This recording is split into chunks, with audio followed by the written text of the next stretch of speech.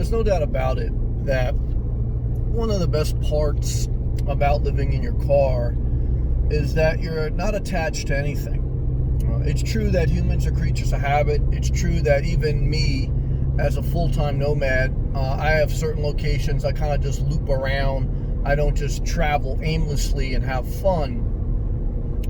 But even when you don't travel nonstop aimlessly, the full-time nomad has the mental relief valve of knowing that you can, if you really needed to, start your car and go, and you don't have to put your house on the market. You don't have to break a lease.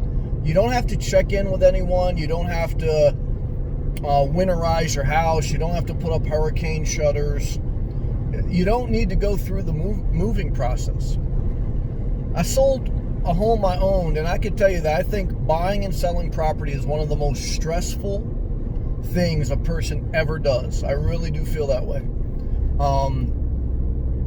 And it makes me so cautious to ever put down roots again with regards to buying a house. The day may come, the day, life changes. There's no doubt about it. And the road is dangerous at times. But what I like mentally is knowing, well, I guess it kind of evolves not just in living in your car. I know a lot of times I kind of center my thought process around that as a nomad.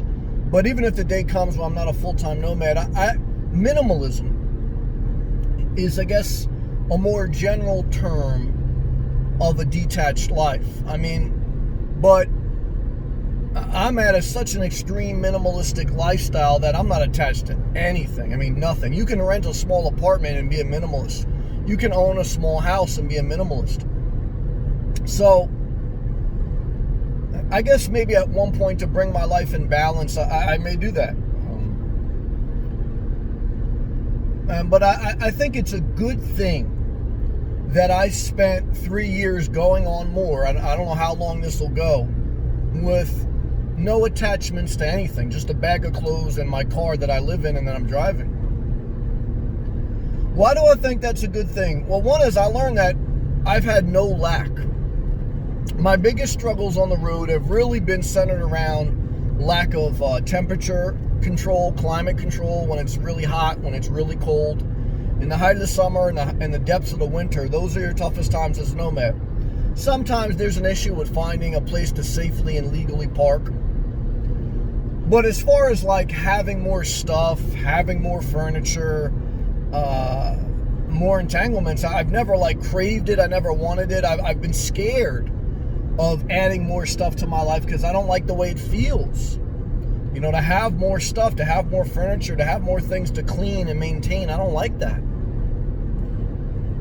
I see myself probably eventually balancing out to RV lot or small home or an RV itself. But I learned a great lesson in life that I kind of share with you guys as I go, and I reinforce it. Reinforce your lessons. Guys, there's nothing new under the sun. Sometimes people always want to chase a brand new message, but there's nothing new under the sun. What you're doing is, the difference between a laser and a light is focus. And focus is a repeating of things that are worthy to continue to focus on. And my focus in my life is less is more, is keep your commitments low, not too much entanglement, no or very little debt, limited relationships, less attachments. Can you own a home and still do that? Yeah, guys, there's, so you can cook a hamburger, right? It could be medium, it could be rare, or raw, or it could be well done. For my vegetarians out there, you could cook your vegetables with oil or with no oil. There's a million ways to cook the same dish. So there's a lot of ways to live a minimalistic life. One is to be a full-time nomad with no attachments, no property, no rentals, no home ownership, no things, no RV. Another way is to have an RV. Another way is a small home. Another way is whatever. You just go on and on and on, right? And life changes, on and on and on it goes. But I think the foundation of a simple life is only adding attachments that serve a great purpose. Now, I think temperature control is a great purpose. I think a safe, legal place to park is a great purpose. And that's why I always go back, I repeat, I could see myself maybe buying an RV lot. I don't like the idea of being attached to something, but I try to, think about, well, I want to add some comfort. I don't like the idea of suffering through summers or struggling to find safe, legal parking either. I don't, so I got to be fair. Renting is an option, but I'm not, I got to think about, renting is more if you don't know where you want to be. But it's an option too. I don't know. Those are my thoughts, I'm excited to go back to Florida. I know with certainty for me, in traveling up and down the East Coast from the mountains of Vermont to the sucky South Carolina, I really didn't like South Carolina, to tropical paradise, which is South Florida. I didn't like North Florida or West Florida. I like Southeast Florida. I know for me, that's my home base. And that's I would say, what's step one? And if you are going to put down roots or add some attachments, is you better spend a couple years traveling and know the area, know the economics of the area, know the good areas, the bad areas, how you can get an income there, what's the temperature like all year round, et cetera, et cetera. And I know for me, I have like a 40 to 60 mile radius down in Southeast Florida where I would probably put down roots. A home base or something like that, to add temperature to control, to add safe, legal parking. Because that's the thing, if you're going to get an attachment, what does it add to your life? For me, I don't want to add furniture. That's why I like RVs. They come with furniture in it. I don't want to add lawn maintenance. The problem with no lawn maintenance is you're probably going to be in an HOA, or else, if you get a piece of property, you could put an RV, you're going to be in the middle of nowhere and have to take care of the lawn. You can stay at RV parks, then you got neighbors, lack of privacy. Are attachments worth it? There's a pro and a con, But I want very little attachments. And I think everyone at a certain point, should renovate their life down to the bare minimum essentials. Will people be able to go down to what I did, living out of one bag out of a car for 3 years? Probably not, and it's not that there's something wrong with that. I mean, I don't even know if I would recommend this for most people. I wouldn't. I can't tell you guys that. I think you have to be healthy enough, age. I think you got to have an economics to be able to live on the road. Mentally, I think you got to have a level of mental tenacity, mental stability to do it well. Because I think if you're unstable mentally, physically, emotionally, I don't think you want to add more instability. You need a stable place to go every night.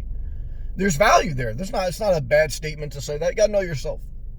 For me, I guess it really was, like I made videos, it was a transition to get me from point A to point B with as least attachments, as least resistance in the middle, which was mainly uproot my life in New Jersey and mainly center my life in Florida with a level of travel maybe in the summer, or still see my mom while she's alive, which I'm doing now. And we know that the coronavirus screwed this year's plans up.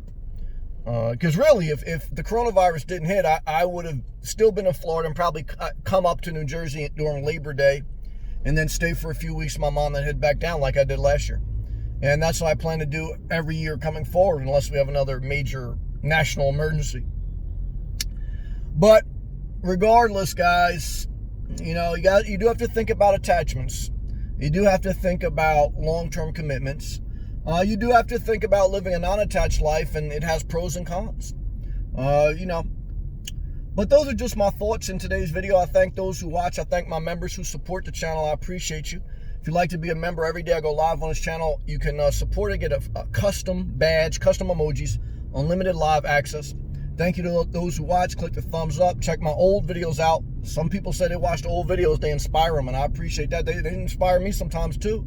It's good to reflect where you go, and that's why I tell you guys, don't give up. Keep showing up. Don't give up at your job. 3 years later, you'll be promoted. Don't give up on YouTube. 3 years later, your old videos will serve a purpose. It's like you got to keep building on top of progress. Tenacity to keep showing up. All right, guys. Peace. Keep pushing forward. Thank you for watching. Thank you for the support.